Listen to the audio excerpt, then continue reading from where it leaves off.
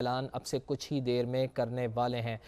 تو یہ کوئی پہلے رہنما نہیں ہیں جو استحکام پاکستان پارٹی میں شامل ہو رہے ہیں۔ اس سے پہلے پاکستان تحریک انصاف کے متعدد ایسے رہنما ہیں جن کو اختلاف تھا پاکستان تحریک انصاف کی سیاست سے، اور خاص طور پر 9 مئی سانحے کے بعد سے متعدد ایسے رہنما ہیں جنہوں نے استحکام پاکستان پارٹی میں شمولیت اختیار کی ہے، اور انہی میں سے ایک رہنما فاروق حبیب بھی ہیں جو اب سے کچھ ہی دیر بعد، چند لمحوں بعد ہی باقاعدہ باضابطہ اعلان کریں گے استحکام پاکستان میں شمولیت کا۔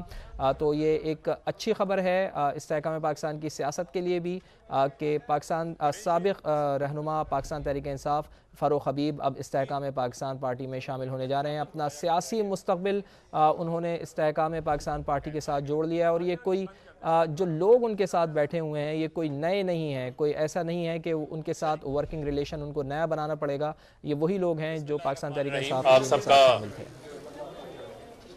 بہت شکریہ یہاں پر تشریف لانے کا تمام میڈیا کے نمائندگان ہیں۔ آپ سب کے ساتھ ایک بڑا پرانا ایک تعلق ہے، اور آپ لوگوں نے مجھے بطور اسٹوڈنٹ رہنما کے طور کے بھی اوپر لاہور شہر میں پالیٹکس کرتے دیکھا ہے، اور جو میری سابقہ جماعت ہے پاکستان انصاف، اس میں بھی آپ نے مجھے ایک متحرک کردار ادا کرتے ہوئے دیکھا ہے۔ پچھلے کو تقریباً 3 ہفتوں سے 20 روز سے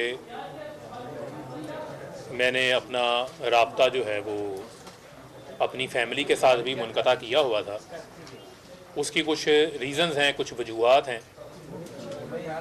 جن وجوہات میں سب سے بڑی وجہ یہ تھی کہ پچھلے 5 ماہ سے ہم سب لوگ اپنے گھروں میں موجود نہیں تھے، اپنی فیملیز کے ساتھ جو ہے وہ رابطے میں نہیں تھے، اور 9 مئی کا جو ایک واقعہ پیش آیا، جو افسوسناک واقعہ تھا، اس واقعے کے بعد ہم سب اپنے اپنے گھروں سے دور تھے، اور ہم قانون کا جو ہے وہ سامنا نہیں کر رہے تھے۔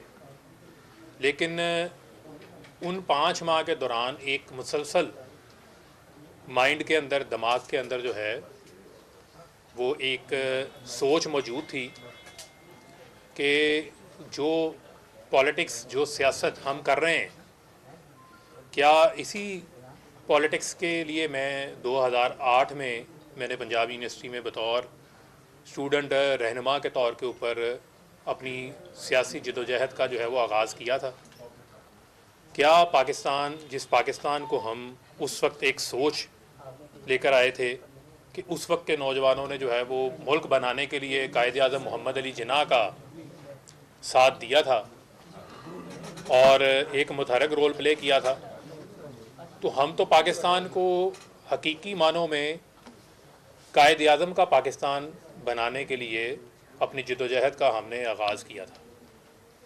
تو یہ سوالات مسلسل، ان کے جواب جو ہے وہ میں اپنے آپ سے پوچھ رہا تھا، کیونکہ جو آپ کی سیلف اکاؤنٹیبلٹی ہے، جو آپ کا خود احتسابی کا عمل ہے، وہ بہت ضروری ہوتا ہے۔ بعض اوقات آپ حالات اور واقعات کے تسلسل میں، جذبات میں آپ اتنا آگے چلے جاتے ہیں کہ آپ جو ہے وہ حقیقت سے بہت دور چلے جاتے ہیں، اور میں بھی اسی مرحلے کے اندر، اسی جو ہے وہ تذبذب کا شکار تھا۔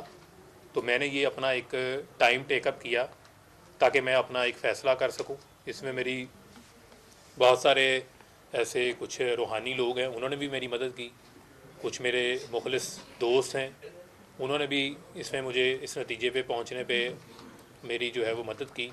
یہ کوئی ہماری کوئی ایسی جنگ نہیں ہے، یہ کوئی کفر اور اسلام کی جنگ نہیں ہے، بلکہ ہم اپنے ہی ملک کے اندر جو ہماری ایک ڈیموکریٹک جمہوری جو ہماری سٹرگل ہونی چاہیے، اس سٹرگل سے ہٹ کے ہم ملک کو وائلنس کی سطح کے اوپر لے آئے، اور جو ہمارا مقصد تھا کہ ملک کو ہم نے قائد اعظم کا پاکستان بنانا ہے، وہ قائد اعظم کے پاکستان سے ہم دور ہٹ گئے، اور میں اس پہ بھی آؤں گا کہ اس کی کیا وجوہات تھی، کیا ریزنس تھی۔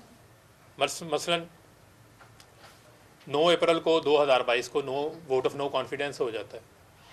ووٹ آف نو کانفیڈنس ہوا، سیاسی گیمکس ہوتی ہیں، سیاست کے اندر گیمکس ہوتی ہیں، عمران خان صاحب نے بھی کی ہیں, اگر کسی اور نے بھی کی ہیں, تو انہوں نے نو کانفیڈنس ہوا آئینی طریقے سے.